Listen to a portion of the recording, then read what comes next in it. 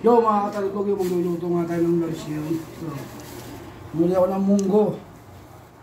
Sasogan natin ang palaya, talong, charon, at saka tokwa. Lutong tambay lang. Nalagyan natin ang daon ng malunggay, saka sili, saka itong kamatis. Lutong tambay lang ito pero siguradong masarap to. So tara, ito. Ngayon guys, nakasalang na itong munggo.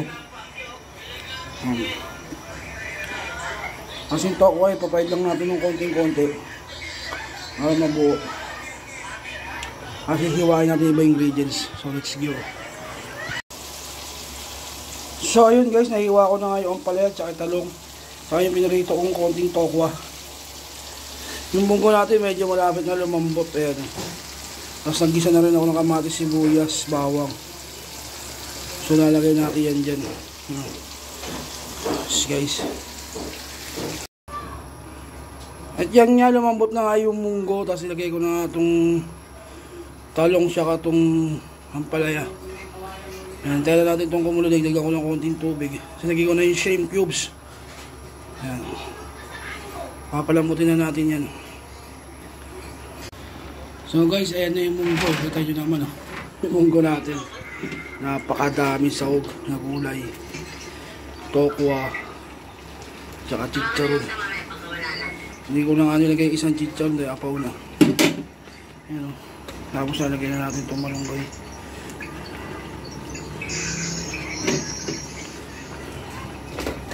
Ang dami ng malunggay, lagay natin lahat.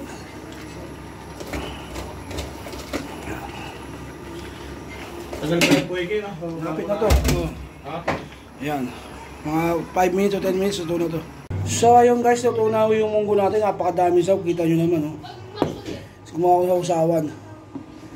Suka, bawang na maraming sili. Kasi iba lalagyan pampaasim to. So ako ginawa ko, gumawa ko sa usawan. Tapos lalagyan ko to ng manghang. Ayan. Ang dami niyang tokwa, ang dami niyang sahog. Ayan ang palaya, okra, tikman natin. Ayan o, talong, saka malunggay. Yun!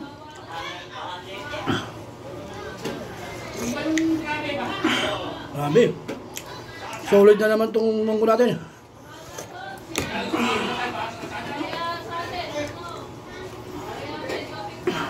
Solid. Sarap. Huwag nyo rin ito mga talbog. Comment na kayo.